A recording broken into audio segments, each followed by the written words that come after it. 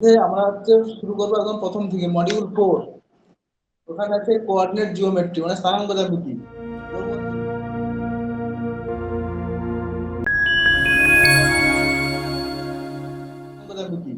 ওর মধ্যে প্রথম চ্যাপ্টারটা হচ্ছে Cartesian system and rectangular coordinate মানে কার্টেসীয় স্থানাঙ্ক গুচ্ছ এক কথা। ঠিক আছে, এটা আজকে দেখবো। আচ্ছা, চ্যাপ্টারের নাম হচ্ছে স্থানাঙ্ক জ্যামিতি। স্থানাঙ্ক জ্যামিতি মানে কি? আগে আমরা ছোটবেলায় জ্যামিতি পড়েছি তো, ত্রিভুজ, চতুর্ভুজ, বৃত্ত এইসব জ্যামিতি পড়েছি। এবার আমরা ওই জ্যামিতি গুলোকে বীজগণিতের সংখ্যা ছিল 1 2 3 x y z এই সব যে সংখ্যাগুলো, ওই সংখ্যাগুলো নিয়ে ওই জ্যামিতি তৈরি করব। ঠিক আছে, এটা হচ্ছে স্থানাঙ্ক জ্যামিতি। এবার এই যে স্থানাঙ্ক জ্যামিতি, আমি কি বলছি স্থানাঙ্ক, তার মানে কি কোন একটা স্থানের অঙ্ক। ঠিক আছে, কোন একটা স্থানের অঙ্ক। ধরো আমাকে জিজ্ঞেস করলো যে আমার বাড়ি কোথায় বা আপনার বাড়ি কোথায়, আমি কি বলবো যে কাছাকাছি লোকগুলো জিজ্ঞেস করছে, দূরের লোক জিজ্ঞেস করলে বলবো উত্তর চব্বিশ পরগনা, দক্ষিণ চব্বিশ পরগনা বা কোন কলকাতায় এরকম জায়গায় বলবো। ধরো আমার বাড়ির পাশে কেউ জিজ্ঞেস করেছে, আমি কি বলবো যে এই রাস্তা যে আছে ওই রাস্তার ডান দিকে আমার বাড়ি। এরকম যদি আমি বলি কাউকে, যদি কাউকে আমি বলি যে একটা রাস্তা আছে এই রাস্তার ডান দিকে আমার বাড়ি, বা রাস্তার ডান দিকে 10 মিটার বা 15 মিটার দূরে বা 5-10 ফুট দূরে আমার বাড়ি, যদি লোককে বলি আমি, তাহলে ওই রাস্তার ডান দিকে অনেক বাড়ি আছে, অনেক বাড়ি আছে, তাহলে কোন বাড়িটা বুঝবে? এটা বুঝতে পারবে না। কথাটা বুঝতে পেরেছেন? এই রাস্তা ডান দিকে 10 ফুট দূরে তো অনেক বাড়ি আছে, তাহলে আপনার বাড়ি কোনটা বুঝবে কি করে? তাহলে ওকে নিশ্চয়ই এই যে রাস্তা ডিরেকশন আপনি যেরকম বলেছেন, তিনি নিশ্চয়ই এদিক থেকে কোন একটা ঘর বা এদিক থেকে কোন একটা ঘর বা রাস্তা তার সাপেক্ষে তো বলতে হবে। তাহলে তাও বলতে হবে কি এই যে এই রাস্তা দিয়ে 10 মিটার ভিতরে, আর এদিক দিয়ে একটা রাস্তা গেছে ওই রাস্তা থেকেও 10 মিটার বা 20 মিটার ভিতরে। বা বলতে পারি কি এই রাস্তা 10 মিটার ভিতরে একটা দেখুন লাল বাড়ি বা সাদা বাড়ি যে কোনো একটা বাড়ি আছে, ওই বাড়ির একটা বাড়ির পর, এটা বলতে পারি। তার মানে কি আমাকে বলতে গেলে কি দুটো দিক থেকে বলতে হচ্ছে, একটা হচ্ছে ধরো এটাকে বলা হয় ওয়াই অক্ষ, এটাকে ওয়াই অক্ষ, এটাকে এক্স অক্ষ বলা হয়। ঠিক আছে, আমাকে কোন জায়গার অক্ষ বলতে গেলে স্থান বলতে গেলে এক্স এরও মানে সাহায্য নিতে হবে আর ওয়াই এরও সাহায্য নিতে হবে। ঠিক আছে, তাহলে কোন জায়গার অঙ্ক যদি আমাকে জিজ্ঞেস করে তাহলে আমাকে কি বলতে হবে যে এক্স অক্ষ থেকে এত মিটার বা এত দূরে আছে, এক্স অক্ষ থেকে এত দূরে আছে, ওয়াই অক্ষ থেকেও এত দূরে আছে, এইখানে যে বিন্দুটা এইরকম ভাবে যদি লিখি কোনো বিন্দুর অবস্থান, সেটাই হচ্ছে স্থানাঙ্ক। বোঝা গেছে? স্থানাঙ্ককে সবসময় ফার্স্ট ব্র্যাকেটের মধ্যে লিখতে হয়, স্থানাঙ্ককে ফার্স্ট ব্র্যাকেটের মধ্যে লিখতে হয়। এই দেখুন ফার্স্ট ব্র্যাকেটের মধ্যে প্রথমে এক্স, এক্স এর যে পরিমাণটা সেটা লিখে কমা দিয়ে ওয়াই এর পরিমাণটা লিখতে হয়। ঠিক আছে, এরকম করে স্থানাঙ্ক লিখতে হয়। এই এক্স অক্ষটাকে বলা হয়, এটাকে বলা হয় এক্স অক্ষ, এটা হচ্ছে ওয়াই অক্ষ, এটা হচ্ছে মূল বিন্দু, এর স্থানাঙ্ক কত 0,0। এইটা হচ্ছে যেখানে এক্স অক্ষ ওয়াই অক্ষ দুটো ছেদ করেছে সেটা হচ্ছে মূল বিন্দু, একে বলা হয় এর স্থানাঙ্ক হচ্ছে 0,0। ঠিক আছে, এইবার বিভিন্ন রকমের কোয়াড্রেন্ট বা পাথ, ধরুন এই একটা এক্স অক্ষ, এটা ওয়াই অক্ষ। ঠিক আছে, এটা এক্স অক্ষ, এটা ওয়াই অক্ষ। এখানে চারটে অবস্থান যুক্ত হয়েছে না, এই একটা, এই একটা, এই একটা আর এই একটা, চারটে জায়গায় এলো ছিল। এইবার তাহলে এইটা কি, এটা হচ্ছে x এর ধনাত্মক দিক, এইটা কি, এইটা হচ্ছে x এর ধনাত্মক দিক, আর এটা হচ্ছে x এর ঋণাত্মক দিক। তেমনভাবে এটা হচ্ছে y এর ধনাত্মক, এটা হচ্ছে y এর ঋণাত্মক দিক।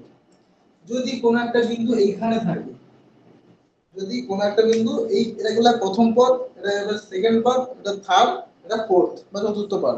ঠিক আছে, এই প্রথম পদে যদি কোন একটা বিন্দু থাকে তাহলে তার স্থানাঙ্ক কি হবে? এটা তো আমি আমি এদিক দিয়ে যাবো, এইদিকে যাবো, তার মানে ধনাত্মক এক্স দিকে যাচ্ছি,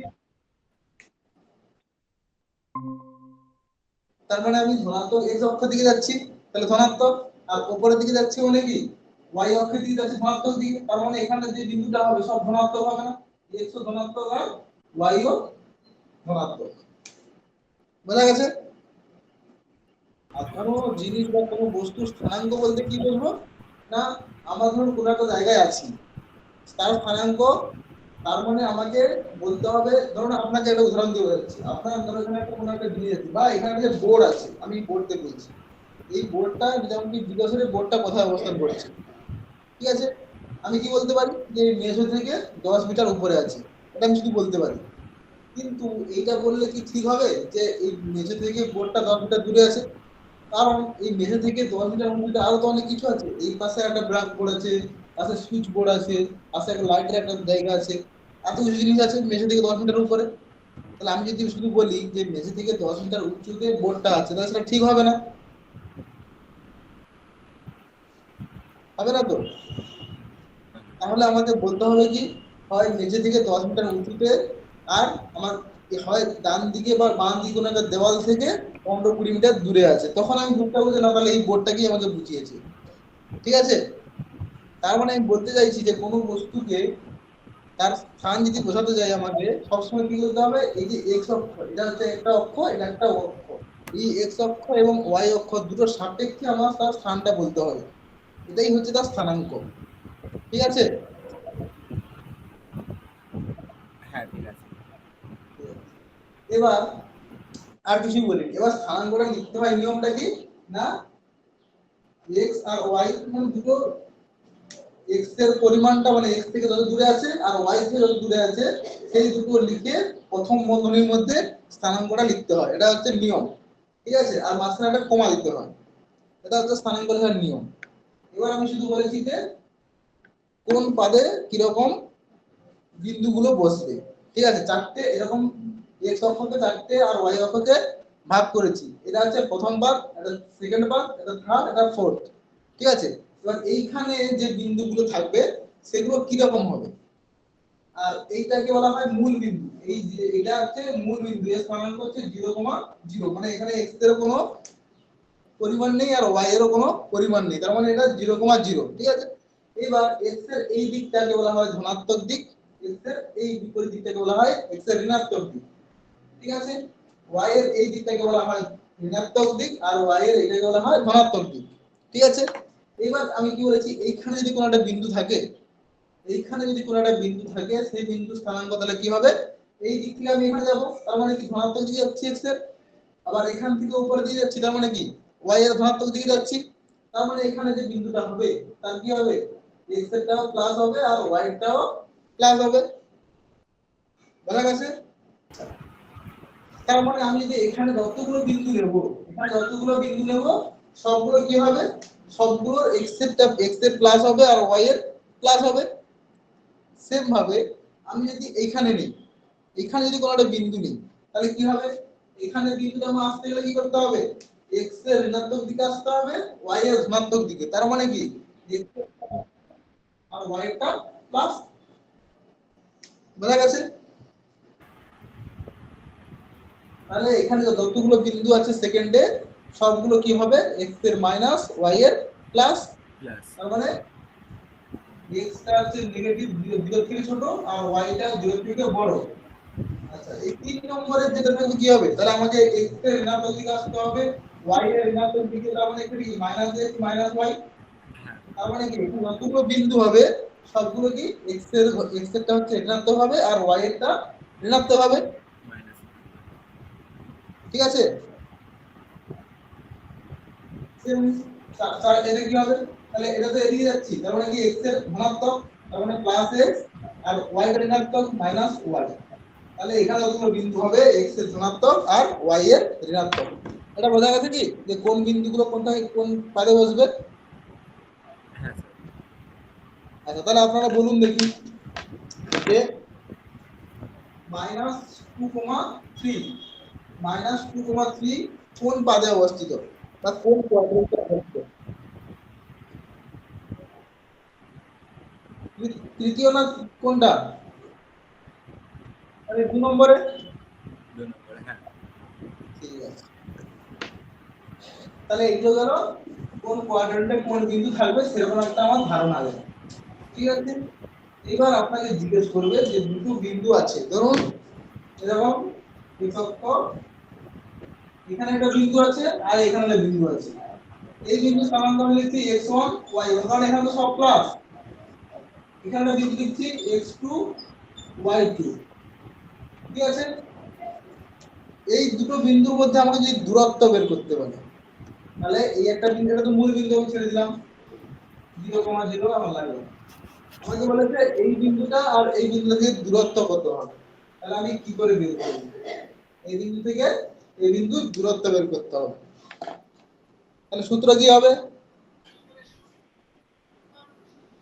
এই যে প্রথমটা আছে x1 আর এর যে প্রথমটা x2 আছে, দুটো বিয়োগ করে দেব। x1 থেকে x2 বিয়োগ করতে পারি, x2 থেকে x1 বিয়োগ করতে পারি, যা খুশি করতে পারি। বিয়োগ করে তার স্কয়ার করে দেব। এই যে আমি যা খুশি করতে পারছি কি জন্য? কারণ x1 থেকে x2 বিয়োগ করে আমি স্কয়ার করলে যা হবে, x2 থেকে x1 বিয়োগ করলেও তার স্কয়ার করলে আমার সমান হবে। ঠিক আছে,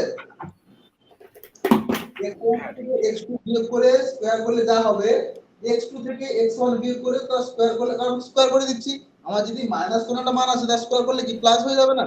এইজন্য আমি x1 থেকে x2 বিয়োগ করতে পারি বা x2 থেকে x1 বিয়োগ করে তার স্কয়ার করে দিতে পারি। প্লাস y2 মাইনাস y1 তার স্কয়ার। এটা হচ্ছে দুটো বিন্দুর মধ্যে দূরত্ব। root over of x2 minus x1 square plus y2 minus y1 এর স্কয়ার। ঠিক আছে, আচ্ছা আপনারা একটা বিন্দু দূরত্ব বের করুন দেখি।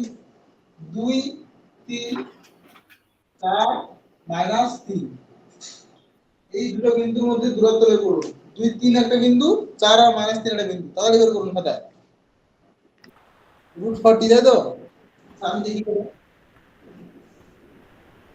4 থেকে 2 গেলে 2, 2 স্কয়ার 4 আর মাইনাস 3 মানে 6 6 36, তাহলে √40 হয়েছে সবার?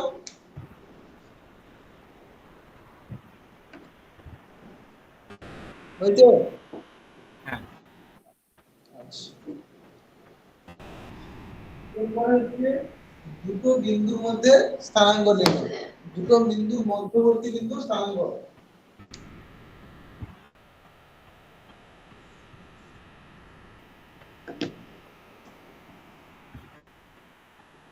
তো এখানে বিন্দু আছে x1 আর y1, এখানে বিন্দু আছে x2 y2। আমাদের বলেছে ঠিক মধ্যবর্তী কোন একটা জায়গায় কোন একটা বিন্দু আছে, তার স্থানাঙ্ক আমাদের কিভাবে নির্ণয় করতে হবে।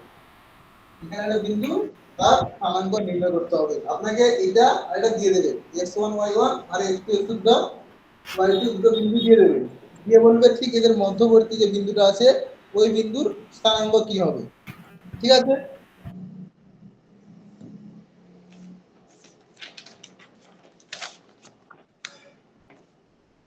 তাহলে কি হবে? এই যে x1 আর এই যে x2, x1 plus x2 by 2 আর y1 প্লাস y2 বাই 2, এটা হচ্ছে এদের মধ্যবর্তী বিন্দুর স্থানাঙ্ক। ঠিক আছে, মানে এই x1 আর x2 এই দুটোর যোগফলকে 2 দিয়ে ভাগ করলে আর y1 প্লাস y2 একে 2 দিয়ে ভাগ করলে যেটা পাবো সেটা হচ্ছে এদের মধ্যবিন্দুর স্থানাঙ্ক। বোঝা গেছে? আচ্ছা, এবার হচ্ছে দুটো বিন্দু আছে x1 আর y1 দুটো বিন্দু, আর x2 আর y2 এই দুটো বিন্দু আছে। এই দুটো বিন্দুকে, ঠিক আছে, এই দুটো বিন্দুকে যদি আরো একটা বিন্দু যদি অন্তর্ভাবে বিভক্ত করে দেয়, এরকম একটা ভাবে বিভক্ত করে দেয়। আগে এর আগে যে বের করেছিলাম না যে দুটো বিন্দুর মধ্যবিন্দু স্থানাঙ্ক, তাহলে মধ্যবিন্দু মানে কি দুটো সমান হয়ে ভাগ করেছিল।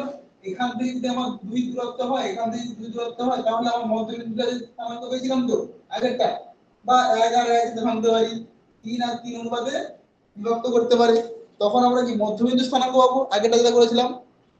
এইবারটা কি করেছে, বিন্দুকে অন্য একটা বিন্দু বিভিন্ন মানে আলাদা আলাদা অনুপাতে, ধরো এটা 3 এটা 2 বা এটা 5 এটা 3, এরকম আলাদা আলাদা অনুপাতে ভেঙেছে, তাহলে এই যে বিন্দুটা, এই বিন্দুর স্থানাঙ্কটা কি হবে?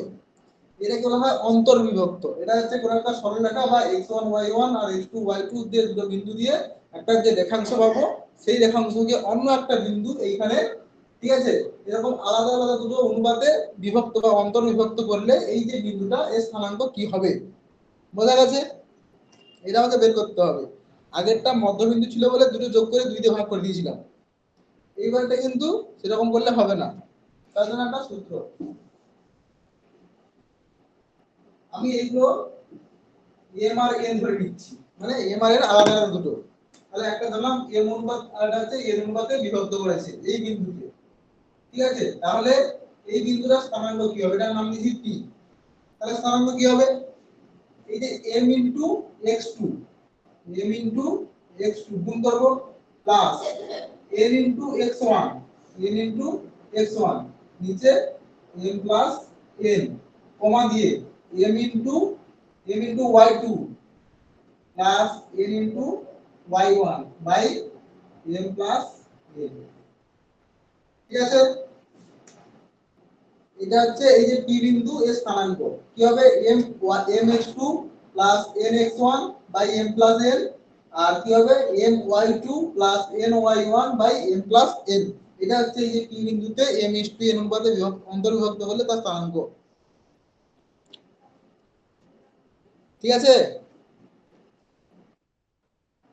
আচ্ছা, এখানে এরকম মনে পড়ে কিরকম না, ধরুন 2,3 4,5 এরকম দুটো বিন্দুকে 5,5:6 বা 2:3:2 এ অন্তর্বিভক্ত করলে ওই যে বিন্দুতে অন্তর্বিভক্ত করেছে ওই বিন্দুর স্থানাঙ্ক কি হবে সেটা বের করতে বলে, ঠিক আছে?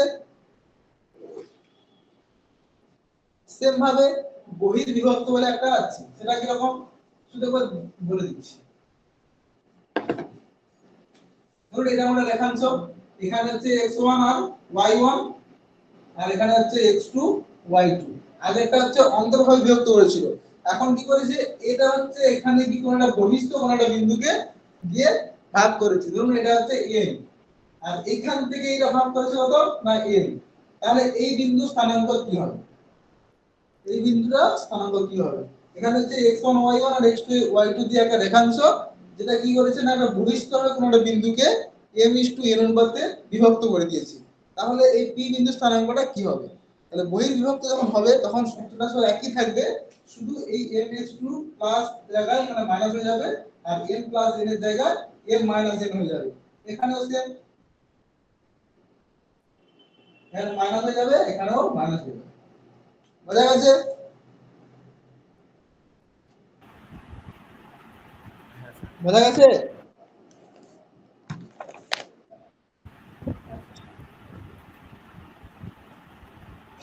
এরপরে আসো যে ত্রিভুজের ক্ষেত্রফল নির্ণয়। কোন একটা ত্রিভুজ তার ক্ষেত্রফল আমরা কি করে নির্ণয় করব, ঠিক আছে? এর আগে আমরা ছোটবেলায় কি করেছি, দৈর্ঘ্য প্রস্থ বা উচ্চতা ভূমি টুমি এইসব দিয়ে আমরা ক্ষেত্রফল নির্ণয় করেছি, মানে যে হাফ ভূমি ইনটু উচ্চতা, এইগুলো দিয়ে ত্রিভুজের ক্ষেত্রফল নির্ণয় করেছিলাম তো ছোটবেলায়, তাই তো? এখন আমাদের কি করতে হবে, যে স্থানাঙ্কের সাহায্যে আমাদের ত্রিভুজের ক্ষেত্রফল নির্ণয় করতে হবে। ধরুন এরকম একটা তিনটে বিন্দু আছে, এখানে আছে x1 y1 x2 y2 আর x3 y3, এই তিনটে বিন্দু আছে। এই তিনটে বিন্দু যোগ করলে কি হবে, একটা ত্রিভুজ পাবো তো? এই তিনটে বিন্দু দ্বারা গঠিত যে ত্রিভুজটা হবে তার ক্ষেত্রফলের সূত্র কি হবে না হাফ, এই একটা চিহ্ন দেব আমি, দেখুন ওখানে দেওয়া আছে খাতায়, যে এরকম একটা চিহ্ন দেওয়া আছে না, দুটো লাইন দেওয়া আছে তো? এইটা কি? এইটাকে বলা হয় মডিউলাস বা মড। এই যে এটাকে বলা হয় মডিউলাস বা মড। কারণটা কি এটা দেওয়ার? কারণ হচ্ছে আমাদের ত্রিভুজের ক্ষেত্রফল বা কোনো দূরত্ব বা কোনো কিছু ঋণাত্মক হতে পারে না বা নেগেটিভ হতে পারে না। আমাদের ক্ষেত্রফল কি ঋণাত্মক হতে পারে? কোনো জিনিসের ক্ষেত্রফল ঋণাত্মক হতে পারে না। এখানে ধরো কোনো একটা মান বেরিয়েছে, যেটা মান হয়েছে ধরো -12, -12, তাহলে আমার মানটা দিয়েছে তো -12, তাহলে আমার কি এই যে -12টা এই যে মড আছে এর মডের ভিতর থেকে যখন বাইরে যাবে তখন কি হবে, ওটা +12 হিসেবেই যাবে, কারণ ত্রিভুজের ক্ষেত্রফলটা ঋণাত্মক হতে পারে না, তাহলে মাইনাস নেব না আমি, এই যে জন্য মড দিয়ে লেখা হয়, মাইনাস যদি হয় তাহলে আমি প্লাস নেব, আর প্লাস হলে তো প্লাস নেব, এই মানটা যদি মাইনাস বের হয় তাহলে আমি মাইনাসটাকে প্লাসে নিয়ে নেব, কারণ আমার তো ঋণাত্মক হবে না। তাহলে এবার কাটাকাটি করলে চল 6, তাহলে এই তিনটে ক্ষেত্রফল 6 বলতে পারবো। এই জন্যই হচ্ছে আমার এই মডিউলাসটা নেওয়া, বোঝা গেছে? আচ্ছা, এবার আমি সূত্রটা লিখছি। সূত্রটা কি হবে?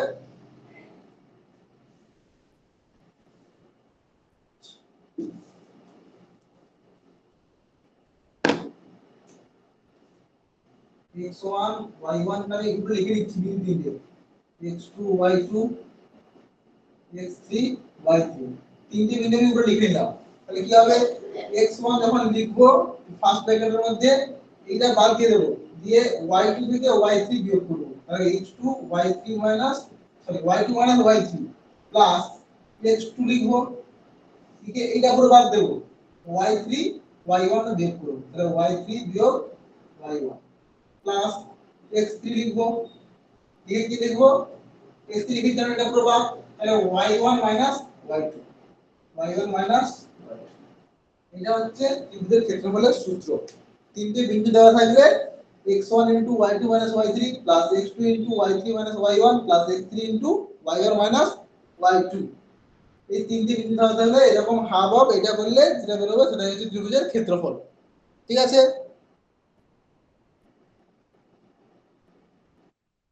আচ্ছা, একটু একটু বের করে দেখুন ত্রিভুজের ক্ষেত্রফল একটা, 0, 1, 2, 3 আর -1, 2, এই তিনটে বিন্দু দেওয়া আছে, 0, 1, 2, 3 -1, 2, এই তিনটে বিন্দু দ্বারা ত্রিভুজের ক্ষেত্রফলটা কত হবে? 5/2। আচ্ছা, দেখছি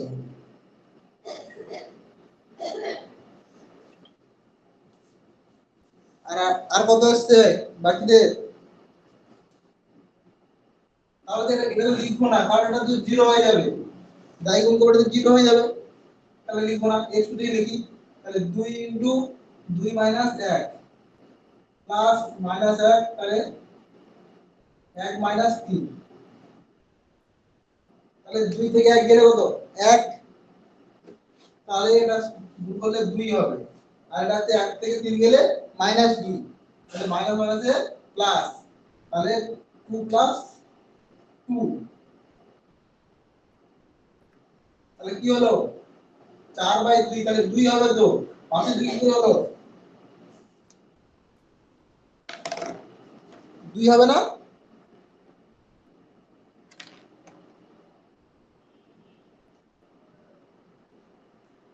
কোথায় ভুল করেছেন?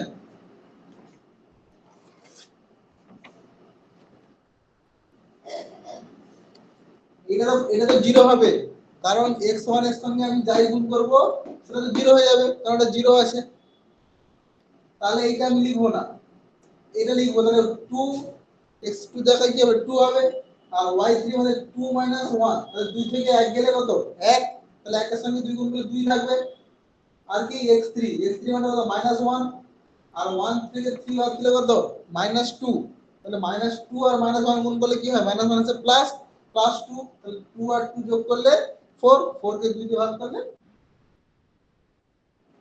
ঠিক আছে, তাহলে এটা 2 হবে তো।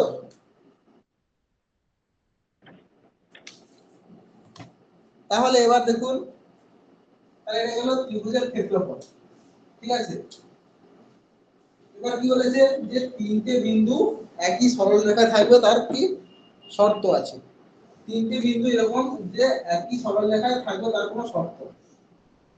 আচ্ছা, একটা জিনিস লক্ষ্য করুন যে তিনটে বিন্দু যদি সরল রেখায় না থাকে, তিনটে বিন্দু যদি সরল রেখায় না থাকে তার মানে কি, তারা এরকম তিনটে বিন্দু সরল রেখায় নেই, তার মানে হয় এ এ উপরে আছে বা এ উপরে আছে বা এ উপরে বা এ উপরে, যেরকম থাকতে পারে তো, তার মানে কি হয় যদি আমার মাঝখানটা যদি সরলরেখায় না থাকে, মানে এটা একটা সরলরেখা, এর মধ্যে মাঝখানটা নেই, তাহলে মাঝখানটা আমার উপরে না নিচে আছে? আছে। তাহলে যদি নিচে থাকে বা উপরে থাকে, তাহলে এরকম একটা ত্রিভুজ হয়ে যাবে না? তিনটে সরলরেখা যদি আমার একটা সরলরেখা না থাকে, তাহলে একটা ত্রিভুজ হয়ে যাবে তো। তাহলে আমি বলতে চাই যে তিনটে বিন্দু যদি সরলরেখা থাকবে, যদি এই যে ত্রিভুজটা হয়, এই ত্রিভুজ বা তিনটে বিন্দু দ্বারা গঠিত যে ত্রিভুজটা, তার ক্ষেত্রফল যদি আমার 0 হয়ে যায়, সেটা যদি দেখাতে পারি যে ওই তিনটে বিন্দু দ্বারা গঠিত ত্রিভুজের ক্ষেত্রফল আমার 0 হয়ে যাচ্ছে, তার মানে আমি বলতে পারি যে তিনটে বিন্দু একটা সরলরেখায় আছে, তার মানে তারা কোনো ত্রিভুজ গঠন করেনি। তারা একটা সরলরেখা আছে, তারা কোনো ত্রিভুজ গঠন করেনি, এটা বলতে পারি তো। তাহলে আমাকে যদি তিনটে বিন্দু দিয়ে দেয়, দিয়ে বলে যে এই তিনটে বিন্দু দ্বারা গঠিত ত্রিভুজের ক্ষেত্রফল কি হবে, বা সরি, এই তিনটে বিন্দু একটা সরলরেখা আছে কিনা আমাকে চেক করতে বলবে। তাহলে আমি কি করবো, সরাসরি ওই তিনটে বিন্দু দ্বারা গঠিত ত্রিভুজের যে ক্ষেত্রফল, ওইটা আমাকে বা ওটা আমি 0 দেখিয়ে দেবো। কি করব না, এই তিনটে বিন্দু দ্বারা গঠিত যে ত্রিভুজের ক্ষেত্রফলটা, সেটা যদি আমার 0 হয়ে যায়, তাহলে আমি বলতে পারবো কি না, এই তিনটে সরল বিন্দু একটা সরলরেখায় আছে। বোঝা গেছে? তাহলে এই তিনটে বিন্দু, তাহলে এই তিনটে বিন্দু একটা সরলরেখা থাকবে কখন, না যদি এই যে ক্ষেত্রফলটা x1 সমান y2 minus y3 plus x2 into y3 minus y1 plus x3 into y1 minus y2, এইটা সমান যদি আমি 0 লিখে দিতে পারি, তাহলে আমি বলবো কি না, এই তিনটে বিন্দু একটা সরলরেখায় আছে। বোঝা গেছে? আর যদি 0 না আসে, তাহলে যদি 0 না আসে বলবো কি যে তিনটে বিন্দু একটা সমরেখা নেই বা একই সমরেখা না। ঠিক আছে? আচ্ছা, এবার হচ্ছে সবার নতুন তিনজন যারা তিনজনই নতুন। সাবিনা ম্যাডাম, এবার দেখুন, এটা আপনার নতুন আজকে। আপনার এতটা বলতে হয়েছিল তো যে তিনটে বিন্দু একটা সরলরেখা থাকবে।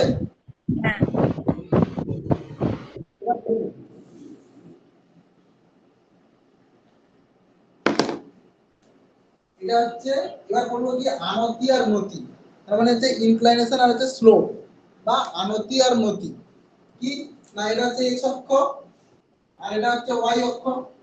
ধরুন এখানে একটা সরলরেখা আছে বা এরকম একটা সরলরেখা x অক্ষ, আমি যেকোনো একটা সরলরেখা নিচ্ছি, আমি এটা মুছে দিলাম।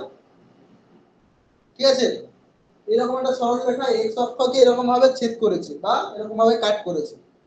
তাহলে এই যে সরলরেখাটা x অক্ষের এই যে ধনাত্মক দিকের সঙ্গে ঘড়ির কাঁটার বিপরীত দিকে যে কোণ উৎপন্ন করে, সেই কোণটাকে বলা হয় কি আনতি।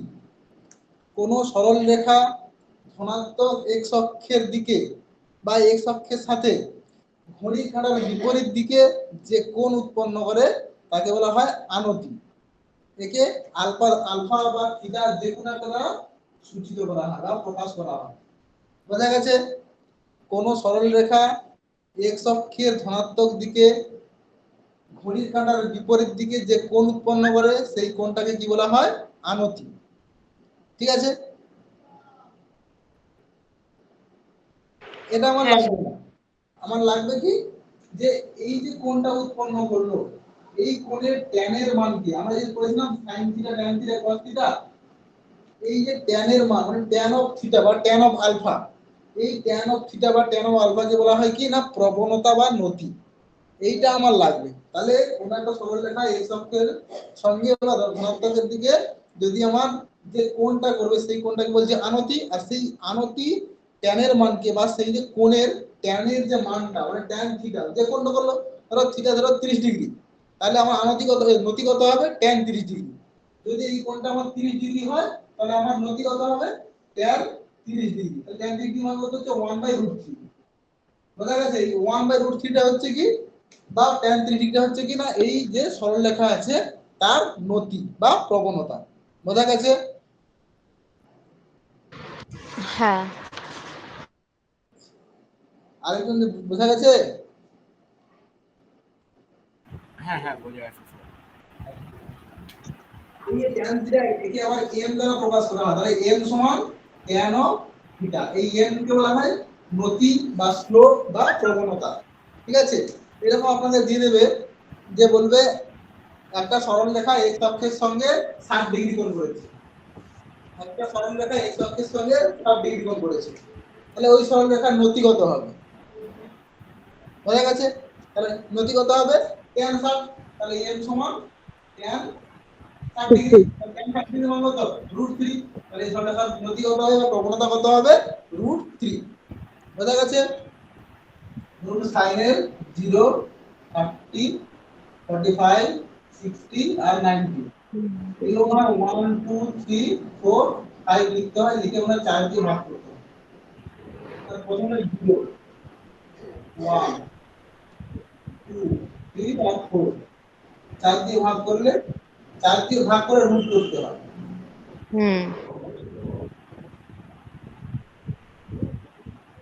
তাহলে এটা তো 0 কে 4 দিয়ে ভাগ করলে 0, তাহলে এটা কত হবে? 0 হবে। এটা কি হবে? 30 এর কত হবে? 1/2 1, তাহলে 1/4 কে যদি রুট করি কত হবে? 2, তাহলে sin 30 সমান কত হবে? 1/2।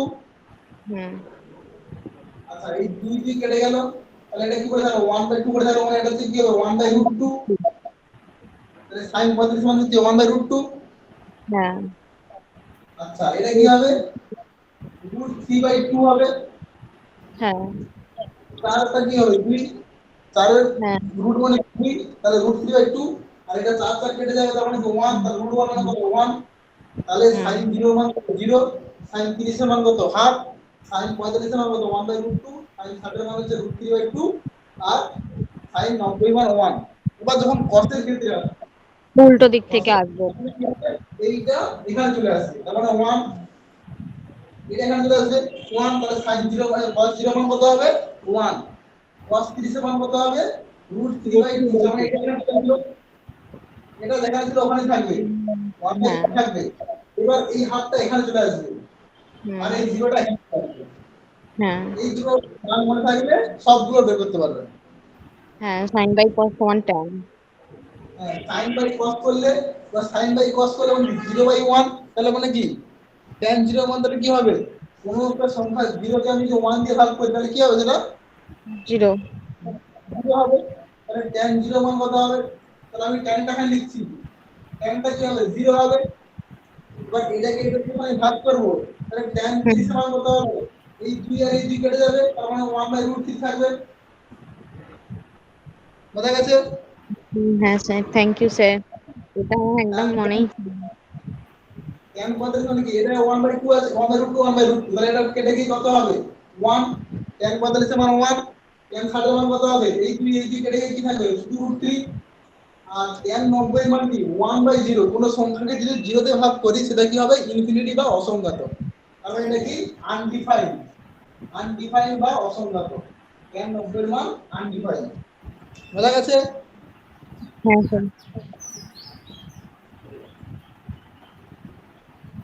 এরকম করে sin cos tan cosec sec cot এই কটা মান বের করতে হবে। ঠিক আছে? হ্যাঁ স্যার। হ্যাঁ স্যার।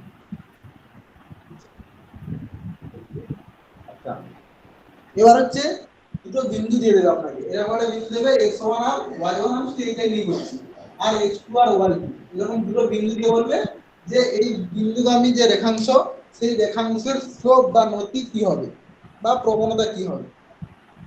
ধরো এরকম দিয়ে দেবে 2,3 আর 4,6, এই দুটো বিন্দুগামী যে রেখাংশটা সেই যে রেখাংশের প্রবণতা কি হবে। কিভাবে বের করতে হবে না? y2 minus y1 by x2 minus x1, তাহলে m সমান এটা হবে, m সমান কি হবে? y2 মাইনাস y1 ভাগ x2 মাইনাস x1। ঠিক আছে? এটা হচ্ছে দুটো বিন্দুগামী যে রেখাংশ সেই রেখাংশের প্রবণতা বা নতি। ঠিক স্যার আছে? এর আগে তো একটা অন্য বললেন যে tan, যেটা কোণ বলে দেবে ওটা। হ্যাঁ, এটা হচ্ছে কোণ, আগেটা যদি কোণ দেওয়া থাকে, এবার যদি আপনাদের যদি কোণ না দেয় তখন তাহলে প্রবণতা কি করে বের করবো? আচ্ছা। যদি কোণ না দিয়ে দেয় তখন আমি প্রবণতা কি করে বের করবো? দুটো বিন্দুগামী যে রেখাংশটা আছে তার কোণ দেয়নি আমাকে, তাহলে প্রবণতা কি করে বের করবো? m সমান কি হবে? y2 মাইনাস y1 ভাগ x2 মাইনাস x1। ঠিক হ্যাঁ আছে? হ্যাঁ এবার হচ্ছে দেখুন একটা শর্ত বলে একটা জিনিস লেখা আছে,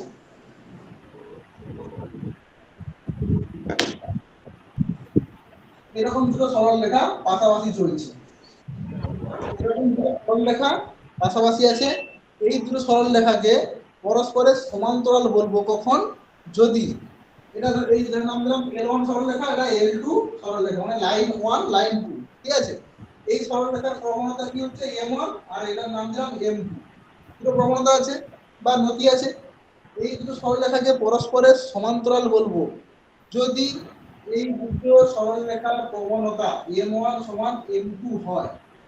যদি দুটো সরল রেখার নতি বা প্রবণতা সমান হয় তাহলে আমি কি বলবো, যে দুটো সরল রেখা পরস্পরের সমান্তরাল, ঠিক আছে। হুম মানে এটা কোশ্চেনটা কিরকম পড়ে না, বলবে দুটো সরল রেখা দিয়ে দেবে, ঠিক আছে, দিয়ে বলবে এই দুটো সরল রেখার নতি সমান, বা নতি একটা নতি, ধরো একটা সরল রেখা বলবে যে একটা সরল রেখা 2,4 আর 6,8 বিন্দুগামী একটা সরল রেখা, আর একটা সরল রেখা হচ্ছে 0,1 আর 3,4, ঠিক আছে।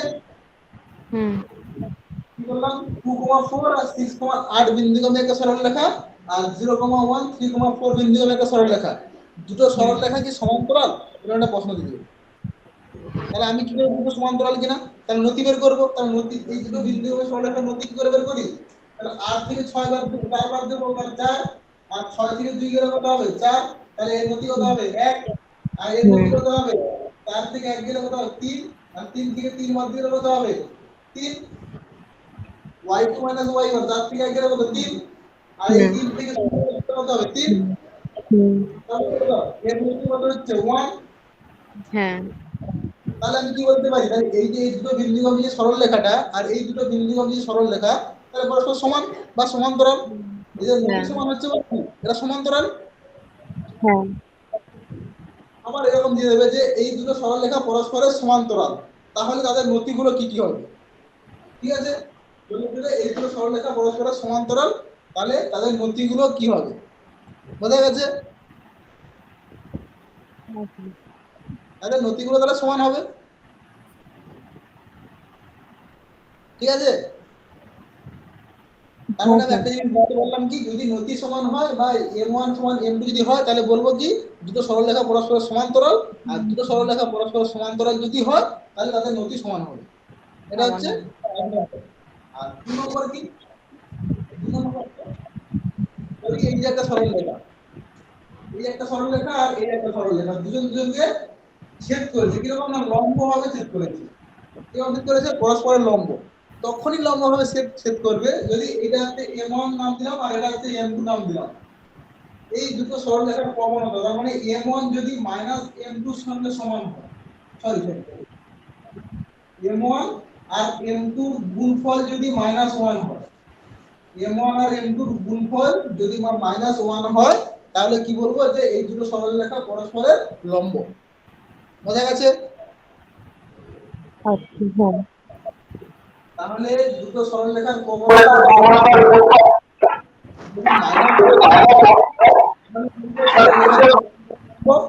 বা দুটো সরল রেখা পরস্পর লম্ব হলে তাদের প্রবণতার গুণফল -1 হবে, ঠিক আছে। হ্যাঁ আচ্ছা, আরেকটা জিনিস পরের পেজে আছে দেখুন, x ও y অক্ষে ছেদিতাংশ, বা এরকম একটা x অক্ষ y অক্ষ আছে, ঠিক আছে। এটা চারদিক একটা সরল রেখা আছে এরকম, আর এটা হচ্ছে x অক্ষ আর এটা হচ্ছে y অক্ষ। একটা সরল রেখার সমীকরণ দিয়ে দিচ্ছে x/a প্লাস y/b সমান 1, না আগে তুমি শেখাবো এই সরল রেখার কি জন্য এরকম আছে, আমাকে মোটামুটি এরকম দিয়ে দিয়েছে x/a প্লাস y/b সমান 1, এটা একটা সরল রেখা দিয়েছে, দিয়ে বলবে যে এই সরল রেখাটা x অক্ষে কোন বিন্দু ছেদ করেছে আর y অক্ষকে কোন বিন্দু ছেদ করেছে। একটা জিনিস সবাই লক্ষ্য করুন যে x অক্ষের উপর যতগুলো বিন্দু আছে, x অক্ষের উপর যতগুলো বিন্দু হবে সবগুলো বিন্দু কি হবে x এর আমি মান পাবো, কিন্তু y এর মান কি হবে সবসময় 0 হবে না, কারণ তো উপরের দিকে উঠেনি বা নিচের দিকে নামেনি। তার মানে x অক্ষের উপর যতগুলো বিন্দু হবে সবগুলো কি হবে x এর মান থাকবে, y এর মান 0 হবে, এটা হ্যাঁ ক্লিয়ার তো। y হ্যাঁ অক্ষের সেম হবে কি হবে, যে আগে আমি কি লিখি, আগে তো x এর মান, তার মানে y অক্ষের উপর সবগুলো কি x 0 হবে, কারণ আমি x এর এদিকে কোনো যায়নি, তার মানে x এর সবগুলো 0 হবে, y এর একটা মান পাবো। তার মানে y অক্ষের উপর সবগুলো বিন্দুর x 0 y থাকবে, আর এটা কি হবে, এখানে x থাকবে y 0 হবে। এইটুকু তো বোঝা গেছে।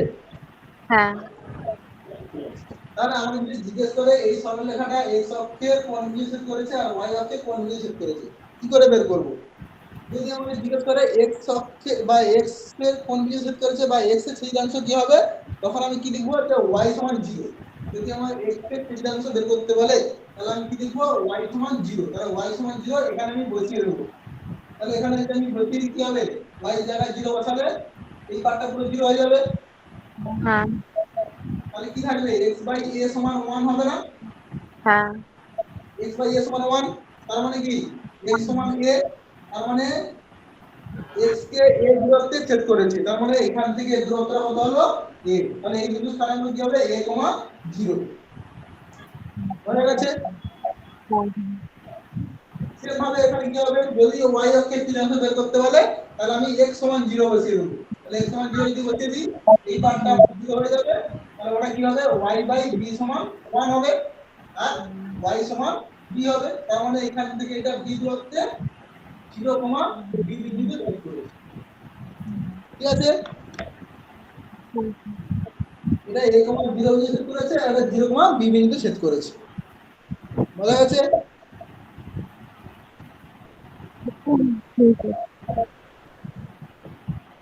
এরকম x এর একটা সরলরেখা বা এরকম অনেকগুলো সরলরেখা, ওই যে স্থানাঙ্ক গুচ্ছ বলে একটা বই পিডিএফ আছে, এখানে সব ম্যাথের মানে অনেক স্যাম্পল কোশ্চেন আছে, ওই কোশ্চেনগুলো সলভ করবেন। ওখানে দেখতে পাবেন যে দুটো সরলরেখা দিয়ে দিয়েছে, দিয়ে বলছে y এর ছেদাংশ x এর ছেদাংশ বের করুন। তখন কি হবে, x ছেদাংশ বের করতে গেলে y সমান 0 বসিয়ে দেবো, আর y ছেদাংশ বের করতে গেলে x সমান 0 বসিয়ে দেবো। দিয়ে যেগুলো পাবো সেগুলো হচ্ছে x আর y এর ছেদাংশ। বোঝা গেছে?